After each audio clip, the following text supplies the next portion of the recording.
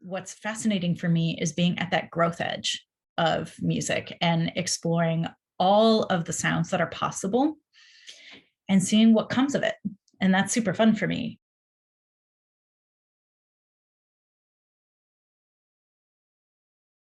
Hello, Shana Pranaitis. How are you doing? Hi, I'm great. Thank you so much for inviting me to do this interview with you. Thank you so much for coming to my invitation. I feel so honored to have you here. I know all your work, at least from the last year that I've been near. And my God, you are doing so many things. You say in your website that you are radically traditional flutist. That's where everything began, right?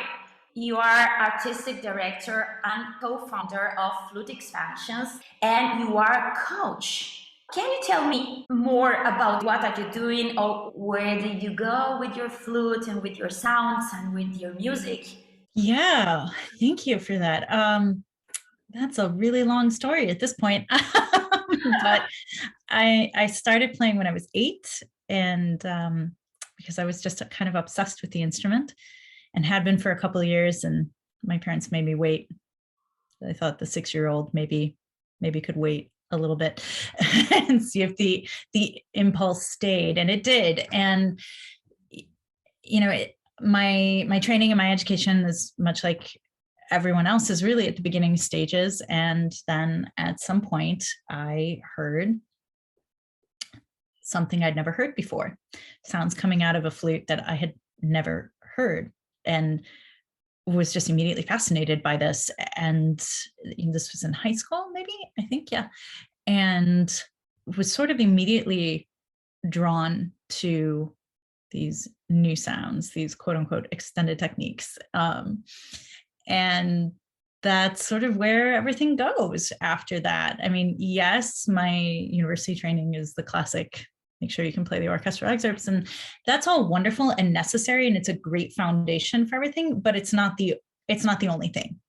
And the reason that I say radically traditional is a bit of a stand I'm taking, in the sense that the most traditional path for an artist is to engage with and create the art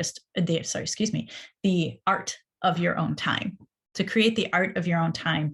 And I mean, Mozart's musicians played Mozart and colleagues, not music several hundred years old. And so I love everything I do. But what's fascinating for me is being at that growth edge of music and exploring all of the sounds that are possible and seeing what comes of it. And that's super fun for me. So yeah, I mean, I do a lot of things, lots of chamber music, and with several ensembles that I founded, and festivals that I've created or run or help organize throughout the years. But yeah, that's maybe in like the shortest summary I can make. Yeah. You should go to Shanna Bernati's website because it's so beautiful, everything she's written there. So, Oh, thank okay, you. so it's true. So you had this classical training, then exploring new sounds, going to electronics and more inclusivity with your instrument. And then you decided to create more than sounds and more than music. Did you have a moment where you said, why did you decide to go into business? Yeah, it's a fantastic question. I mean, I've been basically self-employed forever and worked for myself. So from that perspective, I have always been a business. And I would say that every musician, unless they are like working for an opera company, orchestra company, or something that is, you know, supplying the primary income for them, they are a business. And in fact, I believe very, very strongly that we are, as artists, are economic drivers. We don't sit by and go with the economy. We drive the economy in our local areas. I mean, take a look around theaters and performance venues. What else is there? Bars, restaurants, little shops.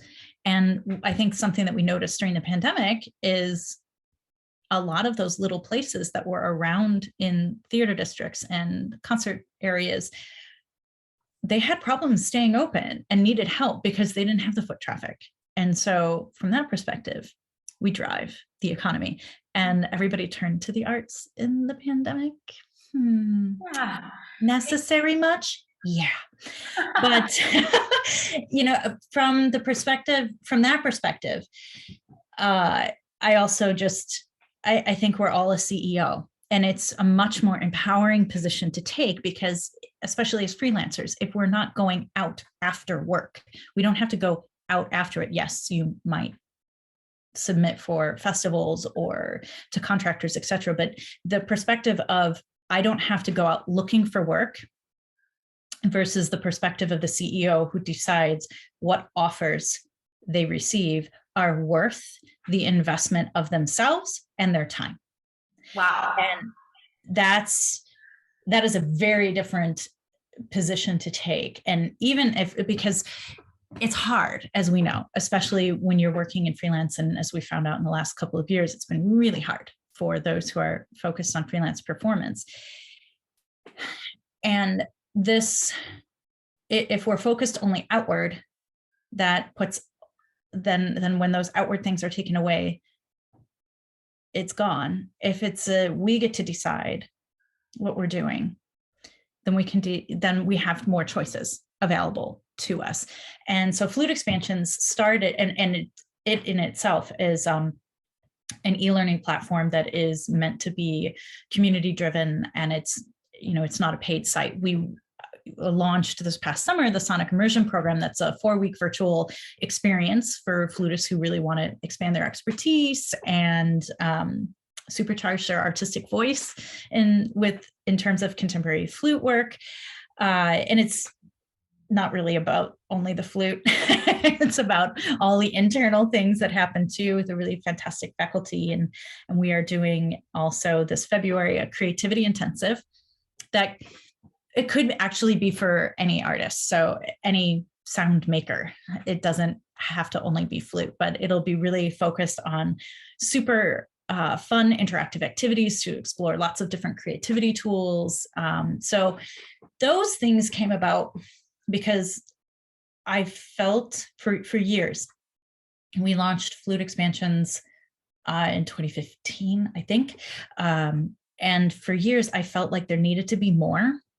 And I wanted to help my community more and be able to help people expand their voice and step out of these rather narrow boxes that then we're sometimes confined into during our training. And I just saw a real need for this, and then just kind of did it. That's amazing. Yeah, you did. I had help, but it was something that was weighing on my heart for a long time. And so I felt like now was the moment to go after it. And if not now, when? Yeah, it's so touching what you said before, that especially after pandemic and all of the incredible things that are happening in our world, we are trying as musicians, we are realizing that not all of us drive the economy.